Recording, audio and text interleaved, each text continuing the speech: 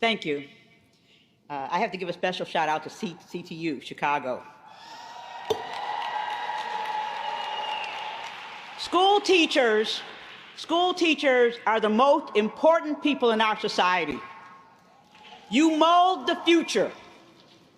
My father was a school teacher. He was a proud member of AFT. I will say that he was a union organizer early in life who was drawn to teach. In the late 60s, and you all from Chicago know what I'm talking about, and throughout the 70s, he led the fight and strikes, too many strikes, to limit class size, to make sure teachers were supported in the classroom, to ensure teachers were reimbursed when they spent money on teaching aides when they had none. It is sad to realize you are still fighting for those same things. My husband was a school teacher. He used to spend so much time printing articles on sports, fashion, music, and politics to teach his high school English students how to read. How could he teach them literature when they arrived at high school unable to read? Yes, I know the AFT. I'm proud to be here.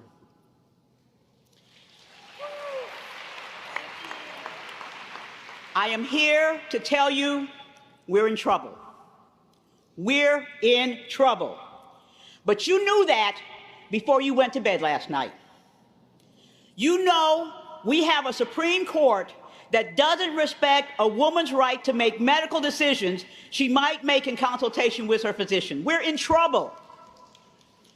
We have a court that prioritizes gun rights over the safety of teachers and children in schools. We're in trouble. Healthcare in this country is in trouble. We are watching the corporatization of healthcare. We are watching the privatization of Medicare. We are watching individuals lose control of the care they receive. 75% of teachers in this country are now employed by someone other than themselves, as they were a generation ago. Now, that's not necessarily a bad thing. When you work for a system, sometimes you can offer your patients services you don't have access to in a small office. Sometimes in a system, you can have wraparound services like dietitians and physiatrists. You can help patients get more of the things they need. But you must be concerned about who is in charge. Who is making decisions, and why are they making those decisions? When profit starts to drive clinical decisions instead of safety and clinical benefit, you have to be concerned.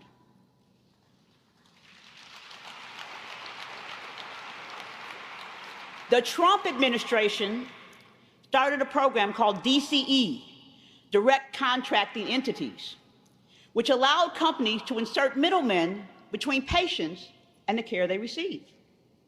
Now, these entities may or may not have had previous experience in healthcare delivery. Some of them were venture capitalists who were just investing in the business of healthcare. There's a sense, not wrong, that since we spend trillions of dollars in healthcare, that there's a lot of money to be made in healthcare. They're not wrong. Healthcare is an over $4 trillion industry in the United States. The problem is when you allow middlemen to insert themselves in roles that can limit access to care, and then you tell them they can keep 40% of what they don't spend on the delivery of healthcare as profit, some people might believe you won't make good decisions. Some people might say you're placing a strong incentive not to deliver care. The outcry against DCEs was so loud, the Biden administration was forced to act. Unfortunately, they didn't act to end the program. They changed the name. It's now called ACO REACH. I love how the government comes up with names so they can obfuscate what they're doing.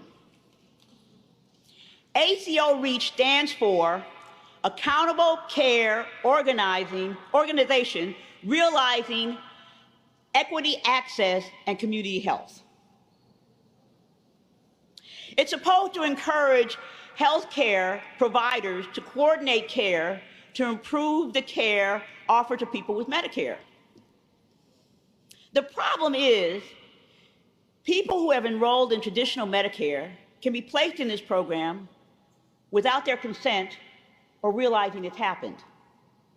Often people choose traditional Medicare to maintain control over who is providing who they see and where their care is provided.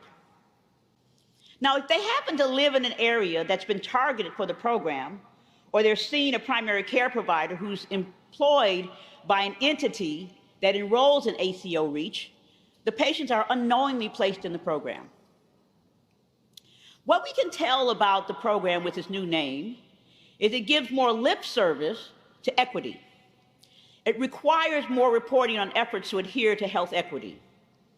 But the amount of payment that can be withheld for not meeting quality standards has dropped from 5% to 2%. And the only way a patient can opt out of the program is to find a new primary care provider. Now, why am I telling you about this program? I'm telling you because we're in trouble. I'm telling you because when we start putting profits ahead of patients, we all suffer.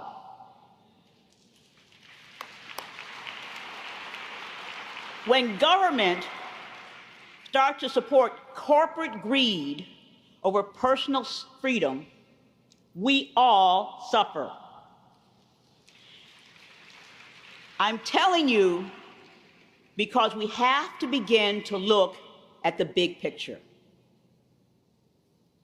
We have to begin to fight back. We have to fight back. We already spend enough on healthcare in this country. We spend enough money to provide access to healthcare for every man, woman, and child living in this country. I didn't say citizen, I said every man, woman, and child living in this country. The main problem is we allow too many people who are not involved in the delivery of health care to take profit from it. Why is that? Why do we do that? I told you, health care is a $4 trillion industry. There are 3 healthcare lobbyists for every 1 member of Congress. This is about change and how we make change happen in this country. We make change happen in this country with unions.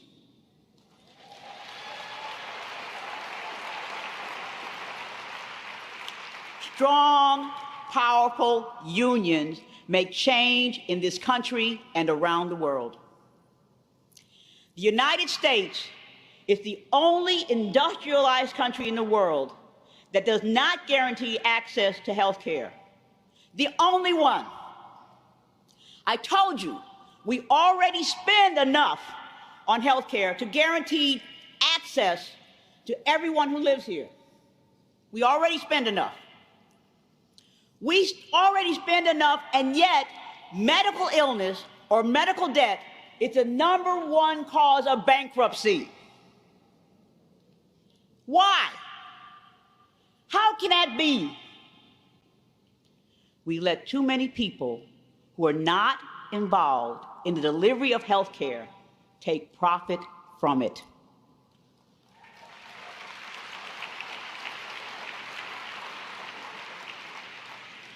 Profit. Look at the skyline of most big cities in this country.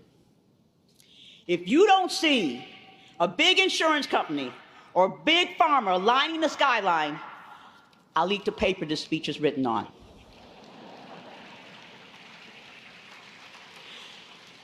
profit. Now, don't get me wrong. I'm not opposed to people making a profit or earning a living. I'm opposed to lining the pockets of the wealthy on the back of sick people while we deny them care they need.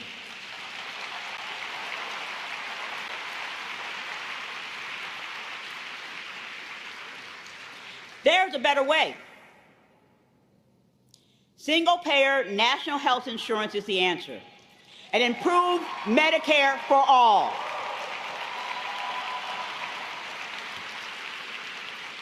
We could take care of everyone. Who doesn't deserve access to care? Who? Now listen, because this is the most important point, and this is why I came here from Chicago today. No country has ever gotten to universal health care without the support of labor, unions, or a strong labor party.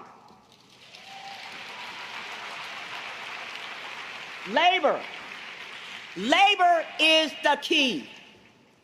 This is my fight. This is your fight. This is our fight. We're in trouble and we have to fight back. We have to fight for the society we want. We have to fight for a society that will take care of each other. We want health care that makes decisions based on need, not greed.